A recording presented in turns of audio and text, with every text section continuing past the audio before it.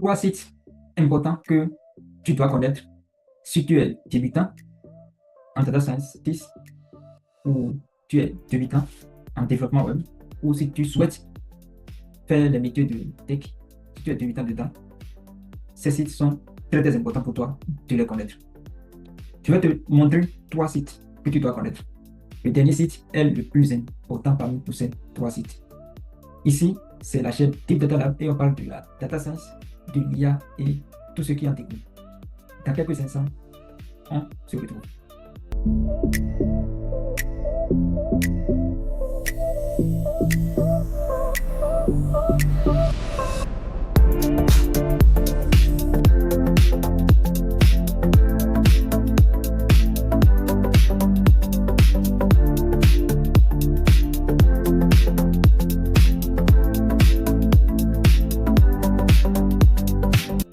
Bienvenue sur la chaîne Deep Data Lab, la chaîne sur laquelle nous partageons des informations liées à l'intelligence artificielle, à la data science et en général au métier de tech.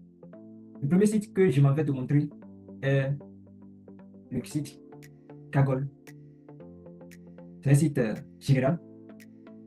Tu devrais déjà entendre parler. Si ce n'était pas le cas, nous allons aller sur Kaggle.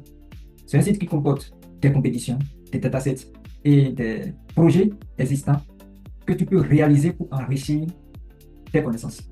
Tes projets sont des projets réels qui sont réalisés et qui sont disponibles. Il suffit juste que tu fais ton inscription pour avoir accès au projet. Nous allons aller sur le site Kaggle. Je vais te montrer l'interface, comment ça se présente et comment tu peux rechercher les compétitions, les projets que tu peux réaliser et même les datasets open source disponibles que tu peux utiliser pour réaliser tes différents projets. Ici, on tape Kaggle. Juste taper Kaggle, tu lances. Alors, tu te retrouves sur cette page, tu tapes de ton côté. Et sur cette page, nous avons le premier lien et nous avons le second lien. Alors, il suffit juste de sélectionner le premier lien. Tu vas te retrouver sur cette page. Alors, ça, c'est mon compte qui est là. Et si tu viens de faire ta première recherche, si c'est ta première fois que tu te retrouves sur Kaggle, tu vas devoir faire ton inscription. Après ton inscription, tu vas te retrouver sur un interface comme le mien, comme cela. Alors, si on voit généralement, moi, j'ai créé 3 notebooks. C'est un récapitulatif de tout ce que j'ai fait sur Kaggle jusque-là. J'ai participé à 4 compétitions et j'ai participé à 0 discussion et 0 cours. Alors, comme vous le voyez, il y a aussi des cours qui sont disponibles sur Kaggle que vous pouvez prendre, comme Learn to Compete on Kaggle, Take a Short Course, or Browse, Exploring Data and the Code. Ce sont des cours que vous pouvez prendre pour en savoir plus sur comment participer aux compétitions et tout, comment utiliser Kaggle de manière efficace. Ce sont des cours très, très importants. N'hésitez pas à les prendre et à en savoir plus. Alors, si vous descendez directement, on a les challenges qui sont là. Il y a la possibilité de joindre des challenges et aussi les délais qui sont impartis pour pouvoir finir ces challenges. Et ici, nous avons le premier challenge qui est à 80 000 $.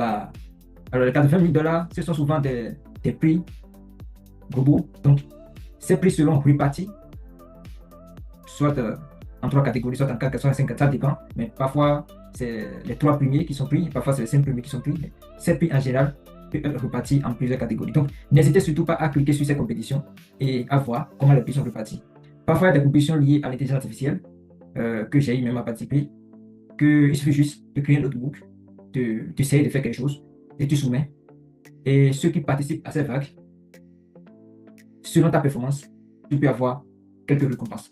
Alors, un point clé sur lequel je voudrais bien attirer ton attention, Kaggle de base est une plateforme. Donc, il y a des règles que vous devez suivre.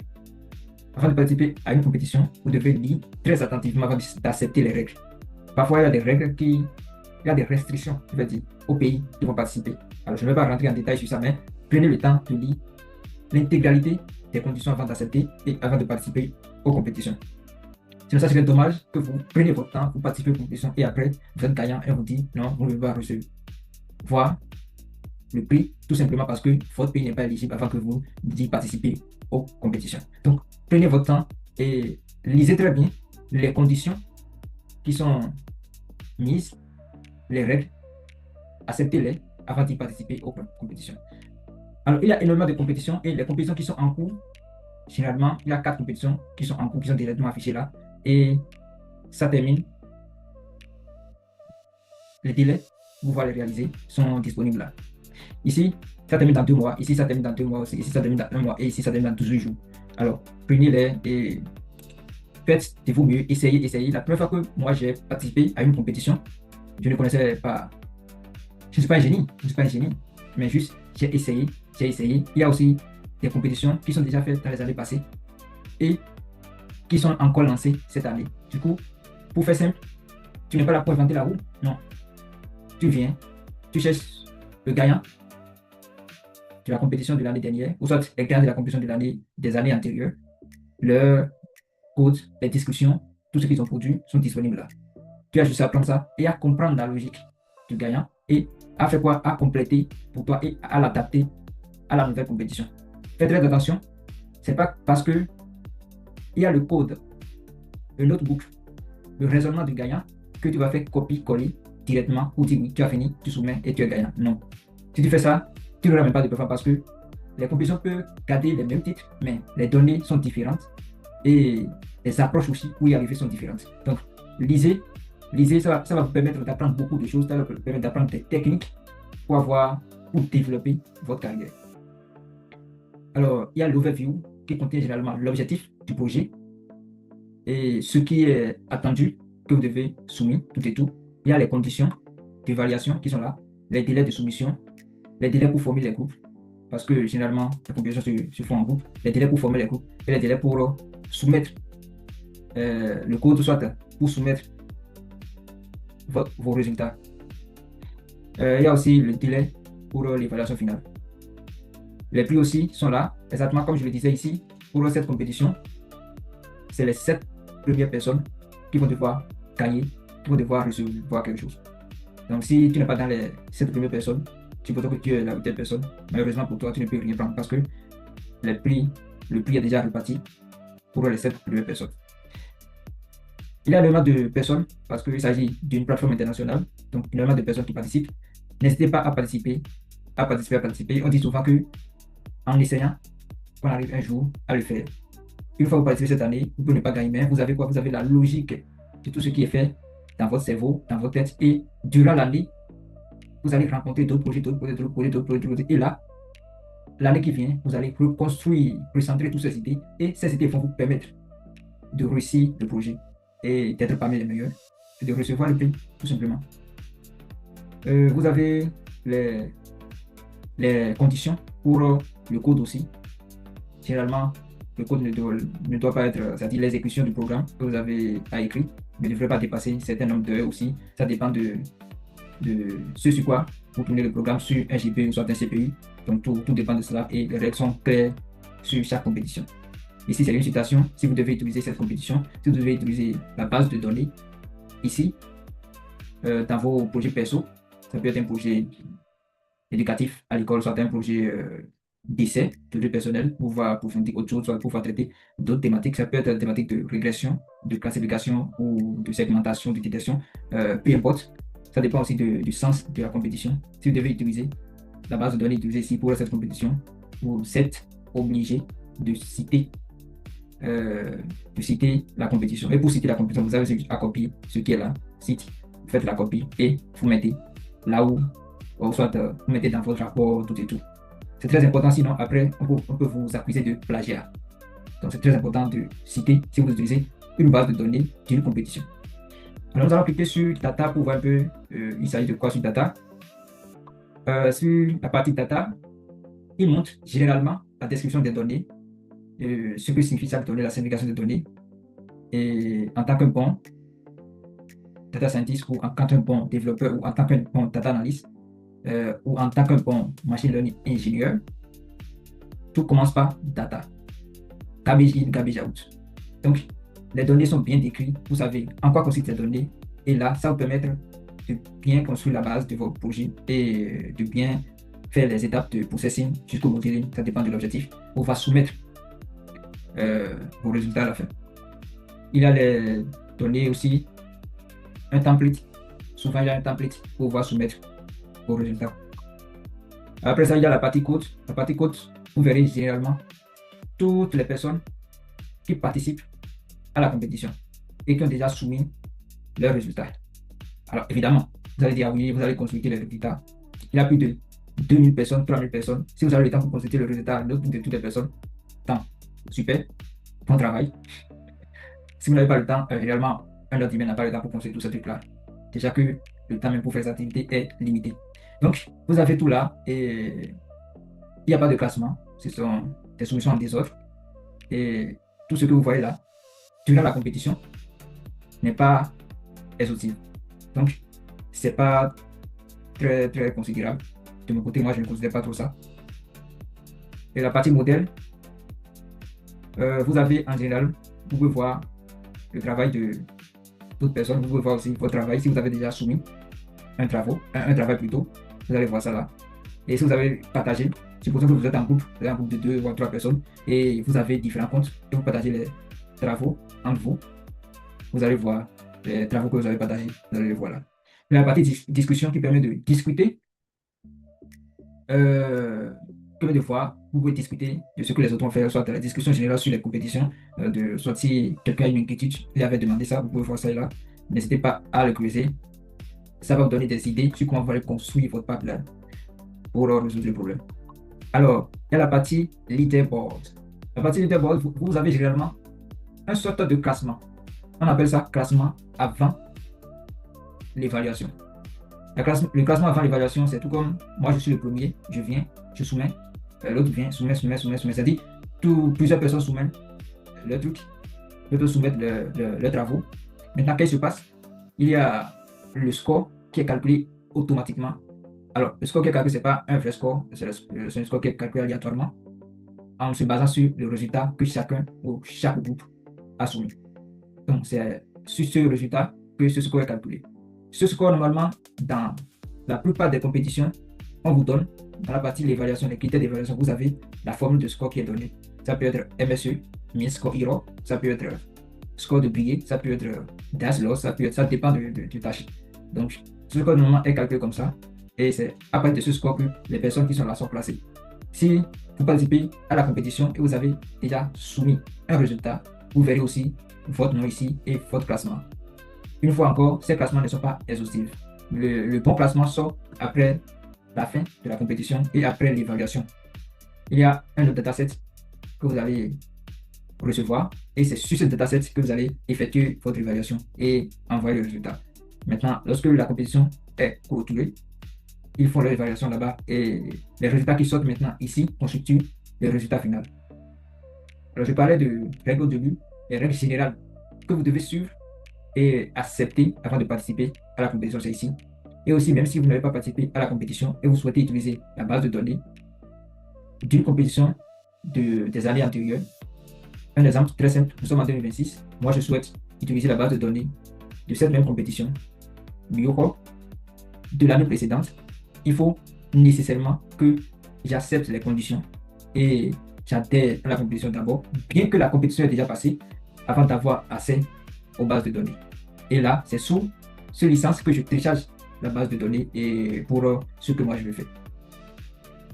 De façon générale, c'est la présentation d'une compétition sur Kaggle.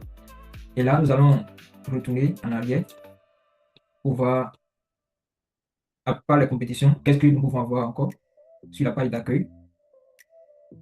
Sur la page d'accueil, vous verrez aussi des personnes qui sont là, qui ont déjà participé à plus de 7 compétitions, les majors.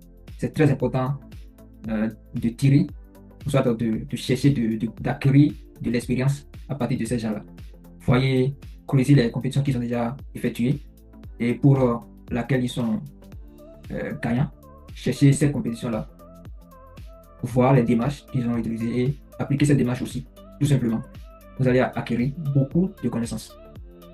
C'est une manière simple d'acquérir beaucoup de connaissances en dehors des projets effectués en classe et en dehors aussi des cours que vous avez reçus en classe.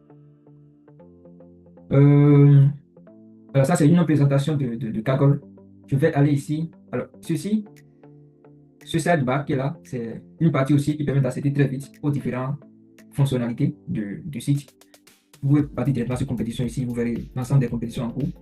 il y a quand même pas mal de compétitions en cours, hein. Si vous regardez la vidéo actuellement, vous pouvez directement, si vous avez les compétences, hein, commencer ou former un groupe entre vous et introduire-vous dans une compétition.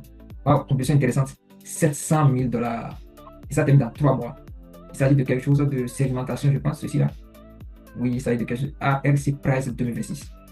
Les gars, n'hésitez pas à participer. C'est une très bonne compétition. 700 000 $ à partager. C'est de l'argent, hein. N'hésitez pas à participer, les gars. D'accord. Vous avez toutes les compétitions là. Après, vous avez un peu plus en bas le benchmark. Le benchmark ici, c'est l'évaluation. Je pense que ça parle des nouvelles choses qui sont introduites, je pense, lors de la révolution de l'intelligence artificielle. Ça peut pas des nouvelles choses qui sont introduites. Parler de l'évaluation de l'IA. Je pense que Kaggle aussi a son propre IA. Je pense que c'est bien ça. N'hésitez pas à creuser ces trucs-là. Et si vous trouvez une IA intéressante, n'hésitez pas à l'utiliser. Ici, il y a aussi Game Area. Game Area, Game Area. Je pense que c'est un espace de jeu. Le nom aussi l'indique Game Area. Ah non, Game Arena, excusez-moi, Game Arena. Mais je pense que ça a quelque chose par rapport au jeu. N'hésitez pas à creuser tous ces trucs-là. Vous avez les datasets, vous cherchez un dataset particulier pour vos projets. Vous pouvez faire prédiction, ou soit détection de fautes à partir des données issues d'une carte bancaire, soit à partir des données bancaires, par exemple. Vous venez ici, vous tapez détection dans la barre de recherche. Moi, je tape détection de fraude, et on va voir le résultat. Détection de fraude. Alors, déjà, vous avez déjà plusieurs. Voilà, il y a détection de crédit, carte fraude. Et là, si vous cliquez directement, vous allez tomber ici. Vous avez la description de ce que la personne a fait. Et de ce côté, vous avez database, la base de données que la personne a utilisée. Et là, vous pouvez repliquer. Si vous cherchez un projet perso sur détection de fraude, vous êtes dans le domaine bancaire, vous pouvez répliquer ce que la personne a fait. Attention, n'oubliez pas plutôt de citer ce que la personne a fait dans vos travaux. N'hésitez pas de citer ce que la personne a fait dans vos travaux. C'est très important, sinon le travail que vous allez faire sera considéré comme du plagiat. Oui. Vous allez vu quelque chose, vous avez copié et c'est banni. C'est sévèrement même puni. Alors n'hésitez pas à citer la personne et à apporter vos modifications. Il est aussi interdit de copier exactement ce que la personne a fait sans porter ses propres modifications. Donc faites attention à ça, les gars. Prenez, tirez des informations de là, consultez vos projets et faites-les pour avoir plus de compétences dans différentes branches que vous souhaiterez emprunter. Modèle, il y a des modèles aussi, c'est des modèles de fondation, des modèles propriétaires aussi. N'hésitez pas à les voir de tout. Et là, ça serait à peu près un résumé sur ce que nous pouvons dire sur Kaggle. Il y a aussi des hackathons, voilà, j'ai vu ça en temps. Il y a aussi des hackathons, j'ai vu ça sur ça. Des hackathons qui sont organisés. Donc n'hésitez pas à creuser et à participer aux hackathons. Ça vous rend plus rapide, plus puissant dans votre domaine. Alors c'est une des plateformes les plus intéressantes que moi j'ai utilisées dans mes travaux. Donc n'hésitez pas à l'utiliser et à voir un peu de quoi il s'agit. Les compétitions, n'hésitez pas à participer. C'est un bon moyen de se faire de l'argent à côté. Même si vous êtes étudiant encore, c'est un bon moyen pour vous de participer aux compétitions, de comprendre beaucoup de choses et en même temps, si vous êtes gagnant, vous gagnez des sous. Alors, la seconde plateforme que je vais vous montrer va être directement une plateforme complémentaire à Kaggle qui est Hugging Face. Hugging Face, pour aller sur Hugging Face, vous tapez Hugging Face dans la barre de recherche. Alors, vous tapez Hugging Face, vous lancez. Hugging Face, alors, il y a plusieurs liens qui vont s'afficher. Vous prenez ce que vous voulez, soit le premier ou soit le second. Peu importe, vous allez tomber sur Hugging Face. Moi, je clique sur le premier et là, vous avez l'interface de Hugging Face. Et si vous venez de vous connecter pour la première fois, il va falloir que vous fassiez une inscription de la même façon que Kaggle. Ici, moi, je me suis déjà inscrit, c'est mon compte qui est là. Et généralement, vous allez voir l'interface comme ça. Et en haut, vous avez les modèles qui sont là. Il y a le dataset, il y a Space, il y a Bucket, il y a Doc et il y a Price. Alors, une information très importante, c'est que Hugging Face, moi je trouve ça comme une plateforme un peu complète Pourquoi je dis une plateforme un peu comme parce que vous avez les modèles qui sont là. La plupart sont des modèles de fondation, les grands modèles, ce sont les modèles avec les transformeurs, les modèles de diffusion, les modèles pour la segmentation, pour la génération de tests, pour la détection d'objets. Il y a plein de modèles sur Hugging Face. Hugging Face, c'est une plateforme indispensable pour quelqu'un qui souhaite devenir AI ingénieur, ou soit qui souhaite devenir machine learning ingénieur, ou soit qui veut devenir data scientist. C'est très important pour quelqu'un qui souhaite exercer ce métier dans le futur. Alors, qu'est-ce qu'on voit là? On voit des modèles qui sont là. Il y a des datasets qui sont là. Les datasets, vous pouvez creuser et voir de quoi il s'agit. Tapez ce que vous voulez comme rechercher. Et une autre chose très importante pour Hugging Face, c'est que vous pouvez déployer vos modèles sur Hugging Face. Bien sûr, vous n'avez pas besoin d'utiliser Google Cloud Platform, GCP ou AWS ou Azure. Vous n'avez pas besoin de ça. Vous pouvez construire, vous pouvez concevoir et mettre en place vos modèles sur vos ordinateurs. Et à travers votre compte, vous avez un token. Ça, ce sont les étapes. Après, je peux faire une vidéo complète sur ça. Comment vous pouvez faire et depuis votre ordinateur local, faire votre modèle et le transférer directement sur Hugging Face, sur l'espace de votre compte à travers votre token. Et une fois sur l'espace de votre compte, vous pouvez déployer ce modèle-là en utilisant Hugging Face. Alors, une précision, vous avez aussi des limites sur Hugging Face. Et si vous dépassez les limites, le prix devient de plus en plus cher. Donc, c'est pour ça que vous avez pricing là, pricing. C'est pour payer l'hébergement ou le déploiement de vos modèles. On clique ici, on va voir les catégories de modèles que nous avons sur Hugging Face. Il y a plein de catégories. Ici, déjà, vous verrez sur plus, vous avez audio, tout. Audio, test to test. Image, test to test. Image, test to image. Image, test to vidéo. Vous avez plein de types de modèles. Si vous rentrez dans la fusion par ordinateur, qui est ici, vous avez image classification, image segmentation, image to test, image to image, image to vidéo. C'est-à-dire, avec Hugging Face, vous pouvez construire vous-même vos modèles open source pour générer des vidéos, pour générer des images, pour décrire ce qui se passe dans une vidéo, pour voir si une vidéo contient de bruit ou pas, ou soit pour voir ce qui se passe, le dessin qui se trouve sur l'image, par exemple, pour voir c'est quoi qui se passe sur l'image, c'est quoi le dessin qui est sur l'image. Vous pouvez utiliser les modèles de Hugging Face pour encoder ces images, pour pouvoir extraire l'information que vous voulez de l'image. C'est ça aussi la grande puissance de Hugging Face. Et vous avez toutes ces images, tous ces modèles-là. Et aussi, vous avez... alors, aujourd'hui, on parle aussi d'un domaine spécifique de Natural Language Processing. C'est le fait de comprendre le langage humain, parce que l'ordinateur ne comprend pas le langage humain. Maintenant, comment l'ordinateur arrive à comprendre le langage humain? Ça, c'est Natural Language Processing. Et il existe plusieurs méthodes pour le faire. Il y a les méthodes classiques qu'on fait généralement à travers des étapes. Il y a plusieurs étapes. Moi, je ne vais pas les citer. La vidéo sera très longue. Peut-être dans une autre vidéo. Mais Natural Language Processing, on l'appelle souvent NLP. Si vous voyez très bien les offres de LinkedIn, n'hésitez pas à consulter, soit d'une autre plateforme de job, de recherche de job par exemple. N'hésitez pas à chercher, vous verrez souvent NLP dans le job.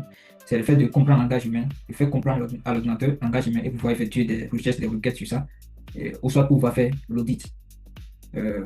L'audit dans le domaine public, c'est très important, pouvoir cadrer, pouvoir voir si par exemple ce qui est pas une personne ne contient pas des informations toxiques, ou soit d'autres informations qui ne sont pas bien, voilà, des informations qu'on ne peut pas dire, voilà, les choses interdites, c'est très important dans ce domaine aussi. Nous avons aussi audio, vous pouvez des tests tout audio. Vous avez votre test, vous avez votre script, vous l'envoyez, vous prenez un modèle ici, vous le téléchargez sur votre ordinateur, ou soit vous l'appelez directement, parce qu'il y a aussi cette possibilité d'appeler le modèle directement en utilisant Pipeline, et il cherche le modèle, cherche automatiquement le modèle et il fait une transcription de votre audio en test, ou soit il fait l'inverse. Alors, c'est quoi la différence entre Hugging Face et les modèles de fondation que vous utilisez? Je prends l'exemple de ChatGPT, Claude, Gemini, tout et tout, Mistral. C'est quoi la différence entre ces modèles open source et les modèles là que nous utilisons? La différence est très simple. Parfois, pour trouver ces modèles, on a besoin plus d'espace sur notre carte graphique. Et ce qui fait que on ne peut pas tourner ça de manière locale pour avoir toutes les performances. Par contre, ces entreprises, ces grosses boîtes, qu'est-ce qu'ils font? Eux, ils ont des instruments sophistiqués pour pouvoir tourner ces modèles-là.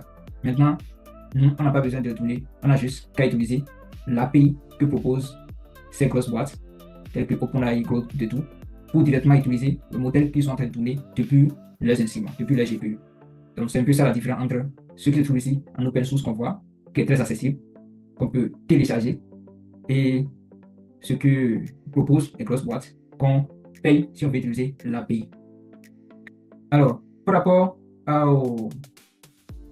au dataset, je vais venir au dataset. Vous pouvez cliquer ici, vous allez voir plein de datasets. Nous avons environ 967 642 datasets. C'est énorme. Donc, pour trouver ce que vous voulez, vous tapez la tâche que vous souhaitez faire, comme sur Kaggle, vous tapez cette tâche-là et vous avez les datasets qui sont là, que vous pouvez utiliser pour vos différents projets.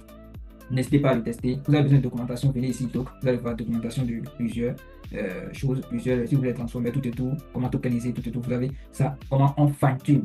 On fait fine-tuning à un modèle de, non, excusez-moi, à un modèle de fondation. Moi, vous pouvez faire fine-tune de cela. C'est ça qui est ici, PEF. Vous cliquez, vous allez voir comment faire quantification et comment vous pouvez fine-tuner ce modèle-là adapté à vos différentes tâches. Vous avez plusieurs interfaces sur lesquelles vous pouvez faire le déploiement. Voilà, l'interface graphique que vous pouvez utiliser. Vous avez ChatUI, vous pouvez utiliser Gradio, vous pouvez utiliser d'autres que vous connaissez. Hein. Il y a Streamlit qui est là, vous pouvez utiliser pour une tâche. Vous avez Shiny pour ce qui est R. Donc, n'hésitez pas à s'en servir et cultivez-vous. Super bien, c'est une bonne plateforme qui est là. Pour déployer, souvent vous avez besoin d'un bucket pour déployer. Pour faire déploiement sur Google Cloud, par exemple, vous avez besoin de le mettre, de le tokeniser, soit d'utiliser Kubernetes. Voilà, vous pouvez utiliser ça. Et là, vous avez besoin de plus de technologie. Et parfois, il faut apprendre ces technologies. N'hésitez pas aussi à cultiver ces trucs-là. Ça fait partie de MLOps, Machine Learning Operational. Vous pouvez aller sur votre profil. Et sur votre profil, ça c'est mon profil, hein, ça c'est mon profil. Et ça, vous voyez les modèles que moi j'ai eu à déjà fait, c'est ça qui est là. Et les datasets aussi que j'ai eu à envoyer sur CognFace, c'est là. Vous avez la possibilité de mettre ces datasets privés ou publics, peu importe. Vous avez la possibilité aussi, plutôt de suivre des gens pour voir les informations de leur part. N'hésitez surtout pas à creuser. Nous allons parler de la dernière plateforme. Et la dernière plateforme, ça constitue généralement un portfolio pour vous.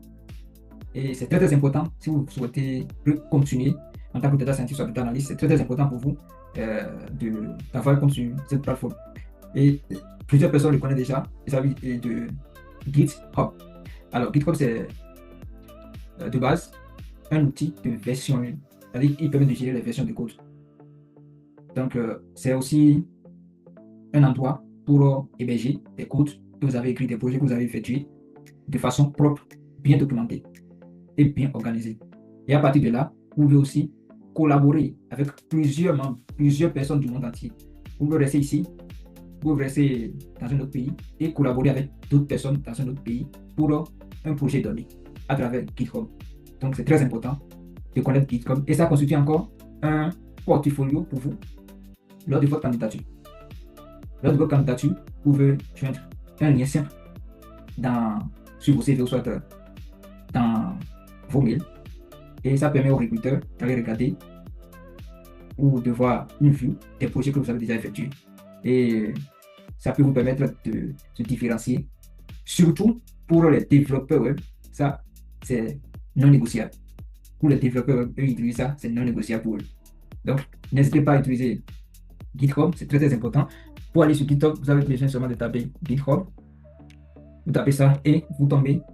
Alors pour la première fois, comme on avait vu pour les deux plateformes précédentes, c'est exactement le même processus.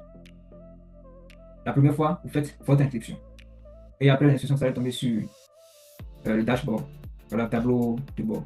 Alors moi, je suis sur mon compte, vous allez tomber sur dashboard, quelque chose du genre, par exemple, vous allez tomber là.